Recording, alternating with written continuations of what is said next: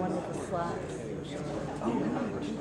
That's great to hear. And I told them if I didn't show up in a couple of weeks, Sunday school, they could have stand arrested because I hadn't told them I was spending $35.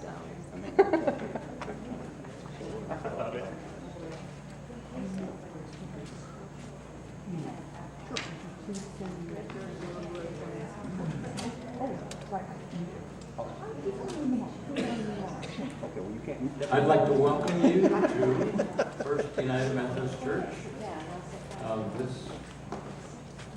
Particularly in this place, First Church has been representing God in the Lawrence community for 163 years. Is that right, Tom?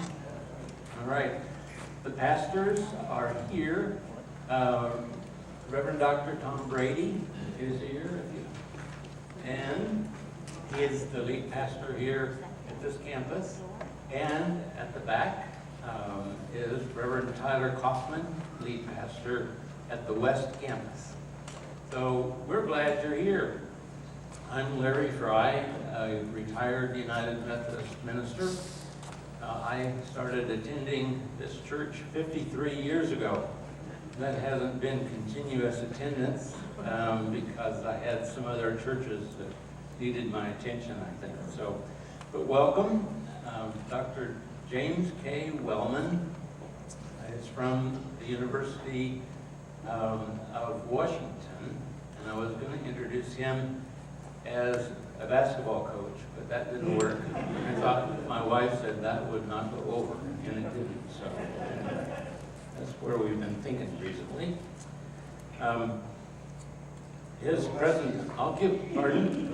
Go Huskies. Go Huskies.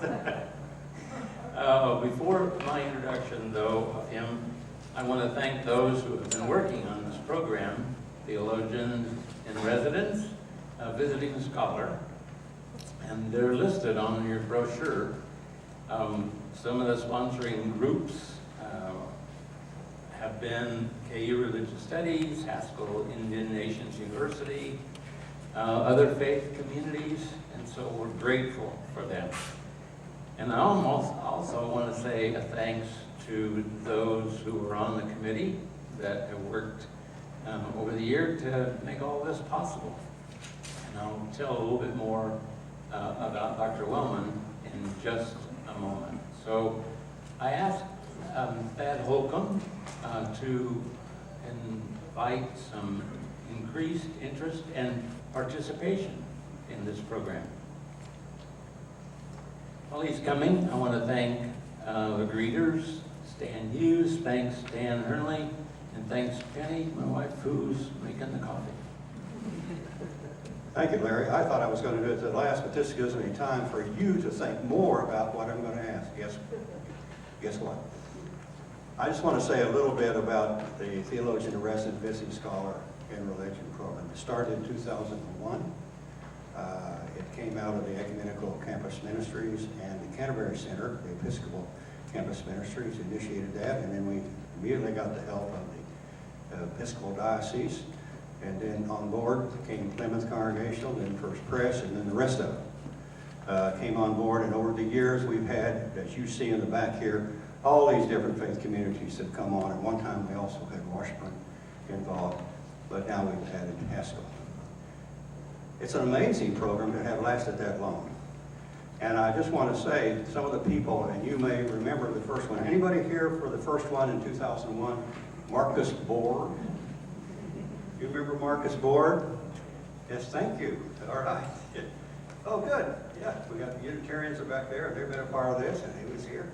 I just want to say that I remember Marcus Board because he came, and if you remember, he would not do any discussion except he would alternate men and then women, men and then women. He would always do that, which was appreciated, and he was so personable. And of course, he has died most recently. But we've had people like Larry Rasmussen, so you remember him on ethics in terms of the environment. Bart Ehrman, Wendy Doniger, the rest of these folks who are incredibly impressive and continue to be. And I must say that I think the one and the scholar we have in residence today certainly fits into this line of scholars, and we're so distinguished in themselves. But We have to have financial support. There's not enough from all these faith communities. It's not that the gym is retiring on this in terms of an honorarium, but we do appreciate your support in small amounts of $10, or you can go right on up and rotate year-long pledges. But in your pamphlet, there is an envelope, and I hope that you will take time to write a check or put some cash in there and help us out as we look toward next year. If you got any questions, please let me know, or if you want to ask any other questions. Yes? We have two baskets, one the big table over here and one the entrance table. Okay, good. We got a basket back there just in case. That's Kent Winters Hazelton, who's been the chair and coordinator for this whole thing. Okay, thank you very much, and I'll let you continue with introductions. I was going to introduce Kent, but Kent is back there. One of the reasons that Dr. Wellman is here is that they were classmates at Princeton in seminary. And that is a connection, and that's an exciting one too. We're so unsettled and divided as a nation, sometimes even divided as a church. In a 1980 book that Dr. Wellman wrote, that's back on the table, Evangelical versus Liberal, which is still very much a prominent part of our life together, he predicted in 2008 that United Methodists would pretty soon face schism over same-sex marriage. That's prophetic. I think all of us who were pastors during that time would have said, probably, yeah, it's coming, but to see it in the way he put that is very powerful. Red state, blue state, rural, urban, climate change, racism, rich, poor, megachurch and small, generational differences. His book resonated so true to life with my own family, and our son, who's kind of said to the church, "Hey, Dad, what century is your church in now?" Like he's gotten off the train a long time ago, which brings a bit of sadness. But those issues are important, and they divide us all. So I'm so glad that he's here. I've been very impressed with his books. He gives a great respect for both sides, evangelicals and liberals, and talks about things that of their culture, worldview, guiding values, sometimes a lot of similarity, a lot of differences. But I can't wait to hear what he'll talk about tonight. He is professor and chair of the Comparative Religion program in the Jackson School of International Studies at the University of Washington. Expertise in religious culture, history, and politics. His books include The Gold Coast Church and The Ghetto, which he wrote while he was going to the University of Chicago, I think, or did research on it. Evangelical versus Liberal, and that pretty much kind of takes place in Pacific Northwest. Then Rob Bell and New American Christianity. That was of great interest to me, thinking about my son, and also the soon-to-be-out book, High on God, How the Megachurch Conquered America. Soon to be out with Oxford University Press. BA at Washington University, MDiv from Princeton, and a PhD from the University of Chicago. And he is an ordained minister in the Presbyterian Church. 3 daughters, Constance, Georgia, and Simone, 8 months old. So, and if you see him smile, he's thinking about Simone, I'm sure. So I'm eager to hear him speak, and keep your card. You'll need it maybe for discussion. And let's give him a welcome.